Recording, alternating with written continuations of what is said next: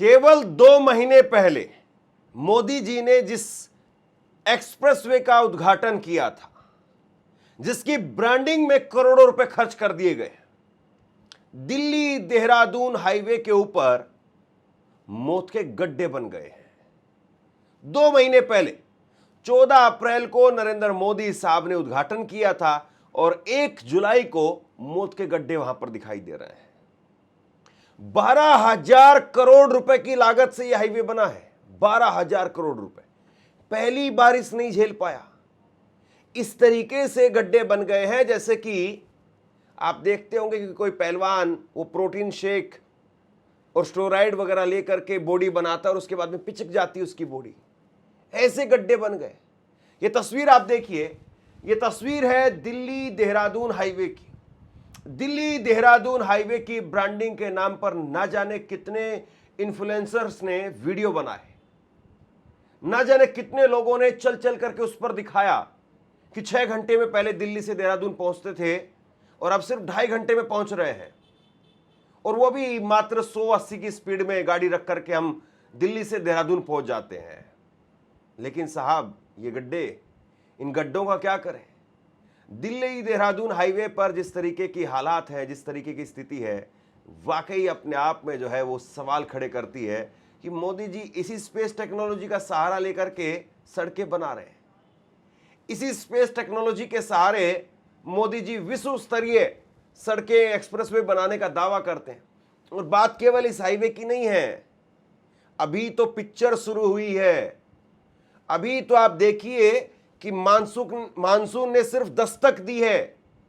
अभी तो जब मानसून तांडव करेगा, जब धड़ाधड़ कड़ाके की बारिश होगी, ताबड़तोड़ बारिश होगी, कई कई घंटों तक, कई कई दिनों तक जब बारिश होगी, तब आप देखिए क्या हाल होगा। इस एक्सप्रेसवे के बारे में आपको बताता हूं। ये दिल्ली देहरादून एक्सप्रेसवे की आधारशिला वो दिसंबर 2021 में, यानी नरेंद्र मोदी की सरकार के समय पर ही रखी गई। दिल्ली देहरादून एक्सप्रेसवे को बनाने में करीब 4 साल 4 महीने लगे।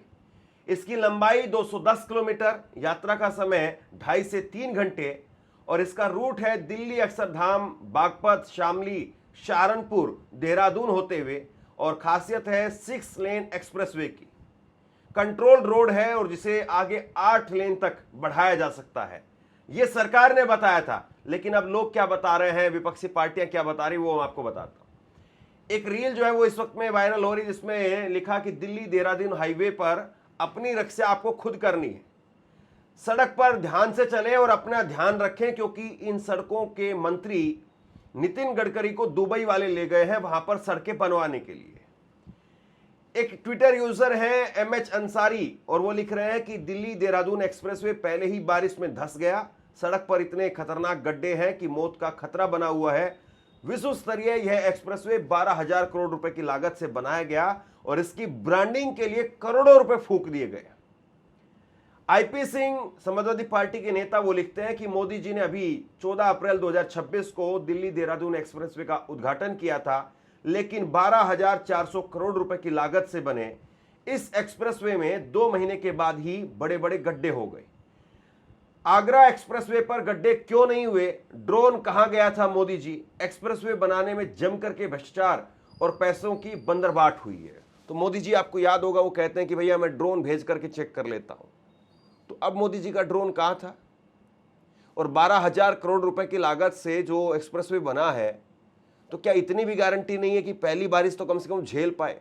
यही हाल है मोदी जी का, यही उनका ट्रैक रिकॉर्ड है। उन्होंने जो जो एक्सप्रेसवे का उद्घाटन किया, पहली बारिश भी वो झेल नहीं पाए। कभी ऐसी तरीके से कोई तस्वीर आपने आगरा एक्सप्रेसवे की देखी थी?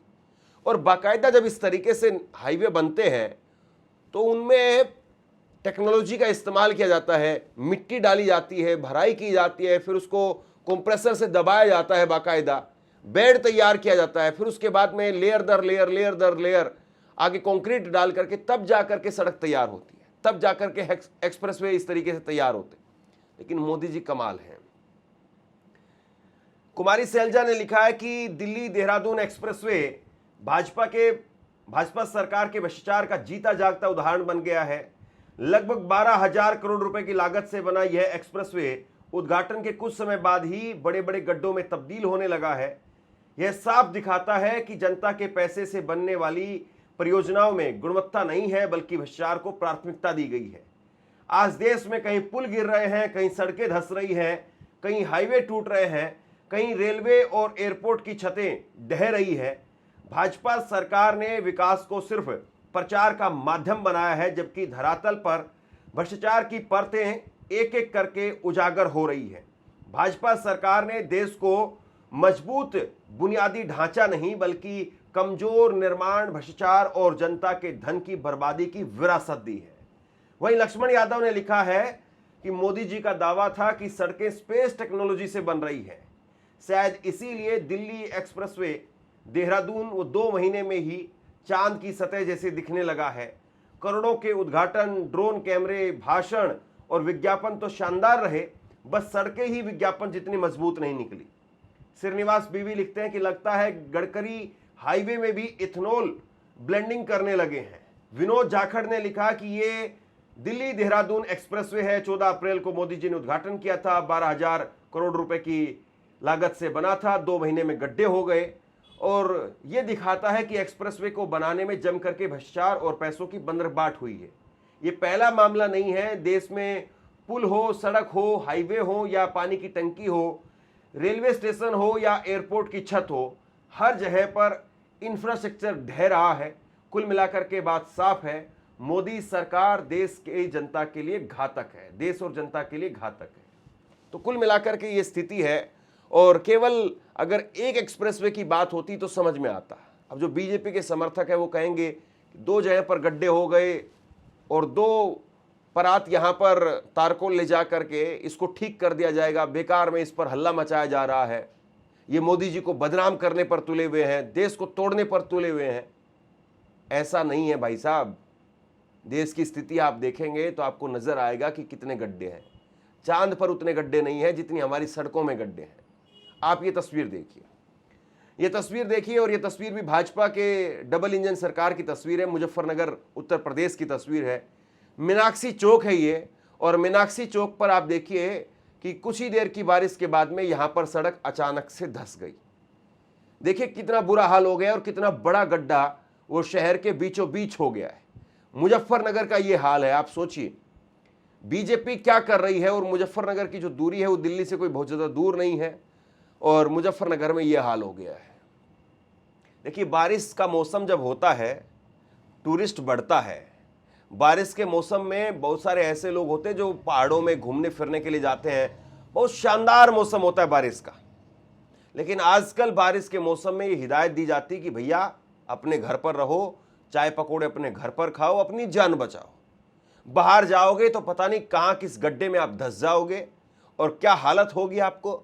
और ये साल दर साल इसी तरह से तस्वीर सामने आती है।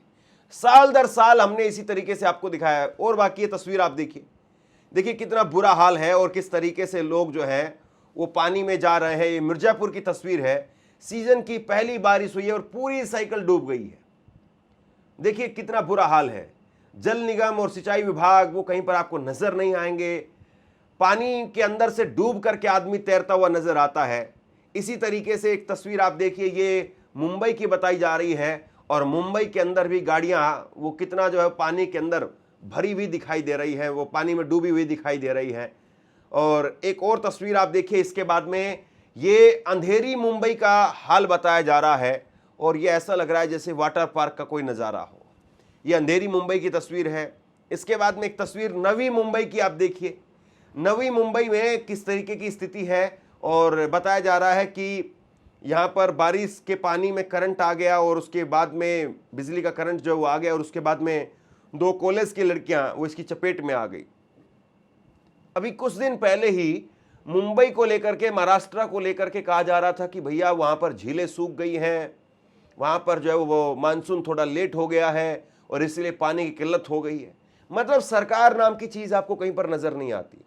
थोड़ी सी बारिश अगर देरी से आए तो ये हाथ खड़े कर देते हैं, थोड़ा बारिश अगर ज़्यादा आ जाए तो ये हाथ खड़े कर देते हैं। इनका काम है हाथ खड़े कर देना, सरेंडर कर देना कि भाई अपन क्या करें, ये तो बारिश है, ये तो जो है वो प्रकृति है, प्रकृति के साथ में कहाँ लड़ सकते हैं। मान लिया कि प्रकृति है, मान लिया कि बारिश है, लेकिन साहब कहीं पर आपकी भी तो सोच होगी। आपका भी तो कोई पैमाना होगा, आप भी तो कुछ मान करके चलते होंगे, आप भी तो कुछ नाप करके चलते होंगे कि इतनी बारिश होगी, इतना पानी आएगा, तो उसको किस तरीके से, कहां से, कैसे निकाला जाएगा। या सिर्फ और सिर्फ जो है वो लोगों के ऊपर ठीकरा फोड़ करके और आप अपना चलते रहिए, खेलते रहिए, देखते रहिए, कोई परवाह नहीं, कोई फिक्र नहीं। सबसे बड़ा सवाल ये है कि जिस तरीके से ये बारिश हो रही है और जिस तरीके से इस बारिश के बाद में बदहाल स्थिति दिखाई दे रही है, क्या वाकई इस सरकार की कोई जिम्मेदारी नहीं? क्या वाकई सरकार इसके लिए कोई किसी तरीके से जिम्मेदार नहीं? और नरेंद्र मोदी वो क्रेडिट लेंगे, राम मंदिर में कुछ अच्छा होगा तो क्रेडिट नरेंद्र मोदी को जाएगा कि देखो नरेंद्र मोदी ने जो है वो राम मंदिर बनवा दिया। लेकिन राम मंदिर में चोरी हो रही है, ऐसा लगता है कि मोदी जी के होठों पर फेविकोल चिपक गया है। मतलब जहां कुछ गड़बड़ी होगी वहां मोदी जी सन्नाटे में चले जाते हैं। अब कॉकरोच जनता पार्टी का प्रोटेस्ट चल रहा है, 15 दिन होने जा रहे हैं और अभी तक मोदी जी ने एक शब्द नहीं बोला है। और यही अगर प्रोटेस्ट मान लीजिए कि साल भर चल जाए तो फिर यूपी इलेक्शन से पहले जो है वो फिर आकर के टीवी पर कहेंगे नहीं हमसे माफी हो गई, युवा तो इस देश की शक्ति है, स्वामी विवेकानंद ने ऐसा कहा था, उन्होंने वैसा कहा था, और हम जो है वो इस पर ये करने जा रहे हैं और वो करने जा रहे हैं। कुल मिलाकर के ये है कि मीठा मीठा गप गप और कड़वा कड़वा थू थू। लेकिन लोगों की आंखों पर कितने दिनों तक आप चश्मा चढ़ा करके रखेंगे? लोगों को क्या दिखाई नहीं दे रहा है? लोगों को दिखाई दे रहा है, और इसीलिए लोग सवाल पूछ रहे हैं कि भैया ऐसा कैसे चलेगा। और फिर मैं कह रहा हूं, अभी तो पिक्चर शुरू हुई है, आज तो 2 ही तारीख है और 2 ही तारीख में इनका बुरा हाल हो गया है। अभी तो पूरा जुलाई बाकी है, पूरा सावन का महीना बाकी है, और अभी जिस तरीके से जम करके बारिश होगी, सोचिए कि इनकी स्थिति क्या है और इनकी तैयारी क्या है। दिल्ली का देखिएगा आप कितना बुरा हाल होगा। और फिर कहेंगे कि नहीं अभी तो 1 साल हुआ, अभी तो 4-5 साल और दीजिए। मोदी जी को तो 12 साल हो गए, गुजरात डूबता हुआ नजर आता है, गुजरात में तो 25 साल हो गए। तो खैर मतलब ये है कि अगर कोई देखना चाहे, सोचना चाहे, समझना चाहे तो बहुत कुछ है, और अगर जिसको देखना ही नहीं है, सोचना ही नहीं है, जिसने आंखों पर पट्टी बांध ली है, उसके लिए कुछ नहीं है। शेयर कीजिए इस खबर को, और आप क्या सोचते हैं नीचे कमेंट सेक्शन में लिख करके जरूर बताइए। इस वीडियो को लाइक कीजिए और चैनल को सब्सक्राइब जरूर कीजिए। शुक्रिया, थैंक यू।